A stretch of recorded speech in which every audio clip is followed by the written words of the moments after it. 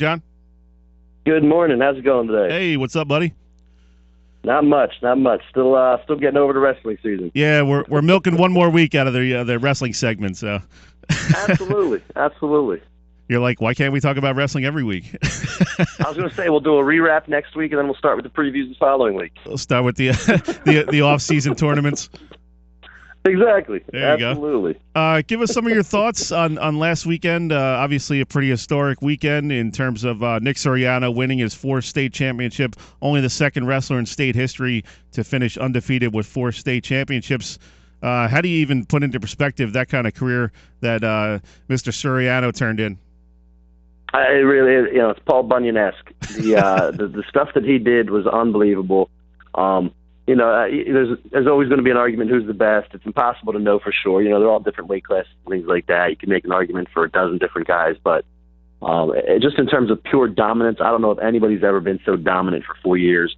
We made a lot of the fact that he only got taken down once in 4 years, which is just, out of this world when you think about it. But then his coach, Dave Bell, points out that not only did he only get taken down once in his 4 years, but that was actually, that was a senior wrestling a freshman, and that guy took him down to his back, kind of threw him down to his back with a throw. Yeah. Dave Bell said in 4 years, not a single person in 159 matches got to Suriano's legs, which is just, incredible to think about.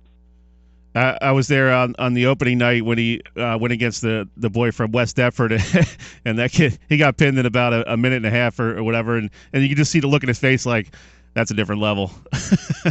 Yeah, and I love Dave Weinberg from the press did a great column on Suriano and some of his dominance, and I love the one quote from the one wrestler I faced. I believe in the quarterfinals, where he said, for 5 to 10 seconds, you kind of let yourself go out there and think you could actually beat this kid, and then you try to take a shot, and your whole world changes. You're counting ceiling tiles. Exactly. I mean, I just thought that was well put, kind of thing. Your whole world changes once you try to take a shot on this kid, and he is. You obviously go into these matches thinking you could win, but Suriano was just on a different level. I mean, some of the stuff he did to great wrestlers through the years. One of my favorite stats is that he, obviously he was 16-0 in the Boardwalk Hall. Against the best of the best in the state, but all 4 state championships that he won, all 4 years, he beat guys that also in other years won state championships. So he wasn't beating slouches that just happened to get there, kind of thing. He beat 4 state champions for his state titles. Right. What any other thoughts about the weekend? I mean, South Jersey. We were talking to Nick Costco earlier, and South Jersey kind of got knocked around a little bit, but you're talking about the best of the best when you get down to state finals, and. But we did have some good showings from the South Jersey guys, most notably Antonio Rodriguez from Buna and Jim Brady of the Prep, both taking 3rd, which is a great way for them to finish up their careers. Absolutely. Yeah, I mean, that was what kind of stood out to me. We kind of, in doing the wrestler capsules and everything leading up to the tournament, you kind of got the sense that this was just a year of big guys down here. A lot of good football players, a lot of good wrestlers. Upperweights, Connor Agostino, Jim Brady, Antonio Rodriguez, and Kay Richmond from Cumberland, Dietrich Trumbauer, EH2, like a lot of good big guys. And it caps off with Brady taking 3rd at 220, Rodriguez taking 3rd at 285. I hate to beat a dead horse, but it was one of those. It was kind of hit or miss. I mean, in terms of in the 12 years I've been covering the state tournament, it was probably the least successful area wrestlers have been, kind of thing. And again, just like you said, it's the best of the best this time of year. There's no slouches this time of year, but it's the first time since 1983 that no wrestler from the press area wrestled in the state finals, which is just kind of incredible. You think about it. I was a spry little 1-year-old running around. Just kind of incredible to think about. Only 2 place winners. That's easily the least amount of place winners we've ever had. Again, not taking anything from those guys, great run by those guys, but overall, you'd have to say a little bit of a down year individually. We'll see how everybody bounces back next year. Looking ahead to next year, I know it's a little bit early, but who are some names we can kind of keep an eye on for next year? Maybe guys who made a nice run in regions, or even some of these guys that qualified for states. A guy that jumps out at me maybe is Terrell Coleman from EHT.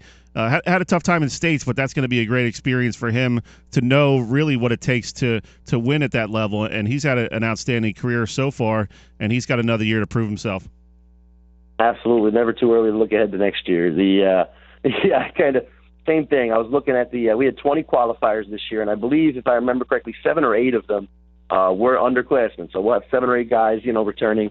as well as guys forget, and I know he kind of, I'm sure he's disappointed with how things ended up, but don't forget, Buena Regional's Jake Maxwell. He didn't get out of the region this year, but Jake finished 6th in the state last year as a sophomore. So, kind of expect a big bounce-back year from him. Tim Suter from Buena Regional did make the state tournament this year. Look for him to come back. St. Augustine Prep with a couple guys coming back. Stephen Schwab, Dylan Taylor will both be back. A couple EHT guys. EHT, I'm sure those guys are hanging their heads, but, just to get there is no easy task. But 2 of their 3 state qualifiers are coming back, and like you said, Terrell Coleman and Connor Agostino, and I'm sure those guys are both going to come back fired up. I know Terrell was winning his first-round match and got pinned. Had some tough bouts. Agostino with a tough draw against Fortino from Haddonfield, who, you finished 2nd in the region, you're a 2-time state qualifier, you hope to maybe get a better draw than a guy that it took triple overtime to beat earlier in the season kind of thing. And you just know Fortino was coming in that one, doing anything he could to kind of turn that loss around. So look for Agostino and Coleman to possibly come back next year. A couple, South Ocean Conference guys. Christopher Nielsen from Pinelands, I think, had a heck of a year at 182 pounds. And then Southern Regional's got a couple guys back, too, with Matthew Barnett coming back up there. And I forget, Lacey Township. I know your alma mater there, Hunter Gutierrez from Lacey Township. Yeah, he's only a freshman. Great freshman year. Yep. Absolutely. 33 wins as a freshman. Nothing to sneeze at there. I know he had a tough state tournament here, but, look for guys to bounce back. They got that first taste of Boardwalk College. Now they have a little bit of an experience, and then, they'll come back strong next year. What about a guy like Andrew Solomon over at Cedar Creek? He's had a nice career so far. Ran into a little bit of a buzzsaw in regions, but that might be a guy to keep your eye on next year. Yeah, absolutely. Solomon had a heck of a regular season. He kind of ran into some, kind of hit a wall there at the end of the year. Absolutely had a tough weight class kind of thing. It just shows you, how talented you have to be. Somebody like Solomon goes undefeated through the regular season. And doesn't, I don't want to say he doesn't get close, but, is a couple wins away from getting out of the region kind of thing. I mean, that's how good you have to be. I mean, undefeated is great. And, no knock on that program individually kind of thing. But, you look at Southern Regional and some of these guys, 5, 6, 7 losses. You look at Jim Brady from St. Augustine Prep, had 9 or 10 losses coming into the year. But the schedule that those guys wrestled, going to the Beast of the East, the Mustang Classic, wrestling out-of-conference matches, Don Bosco Prep, who's number 1 duels against 3 of the top 10 teams in the country. You see these teams with 9, 10 losses, some of the guys, versus some other programs with none or one loss kind of thing. And you kind of wonder, the disparity, and you see it pay dividends this time of year. Brady with 9 or 10 losses coming in, goes all the way to 3rd place. Almost wrestles his way into the finals. Same with Rodriguez, had a few losses. Buena Regional wrestles a tougher schedule. He's battle-tested this time of year, which is what you need. We also had on John Stout, coach of Southern Wrestling, earlier in the show, and talk about him real quick and the season those guys put together. And obviously he was named the New Jersey Coach of the Year. Dan Roy was the Assistant Coach of the Year, and really a great coaching staff they got going over there at Southern Regional. And just amazing. Go back, Brett Bakley, I know he's officiating now, but, another great coach. Jerry Tabacino is heavily involved with that program, former head coach, amazing wrestling mind. They've got guys, one of the Case brothers I saw came back and was coaching this year. He's the one that looked like a caveman over there on the sideline. They've just got great coaches, guys coming back to pay it forward. I was joking around with my editor, Mark Melhorn, the other day. It's going to be impossible for us to pick Coach of the Year this year. Mike Kayazza from Egg Harbor Township gets District 32 and Region 8 Coach of the Year. He's in the running for State Coach of the Year. Stout gets District, Region, and State Coach of the Year, which I don't remember the last time that's happened. Probably Gene Barber from Absegami. And then you've even got, Ralph Palone taking Holy Spirit to its first state title. Billy Ward could be in the mix every year. A lot of guys out there with a heck of a job. I think Coach of the Year is probably going to be my toughest selection come All-Star time. But yeah, absolutely. I have a ton of respect for John Stout and everything he does up there. Those guys are tough year after year after year. And I thought it was nice for him to get recognized on the state level with those guys breaking through and winning the state Group 5 title. Pick 3 or 4 coaches of the year that'll alleviate some of the angry calls you might get. Absolutely. I was going to say, I told my editor I'm going to pick one, and then I'll forward the nasty emails to him. There you go. That's why he's in the big chair. Exactly. That's absolutely right. Good stuff, John. Appreciate you checking in all season, keeping us updated on high school wrestling. It's been a fun ride here over the last 2-3 months.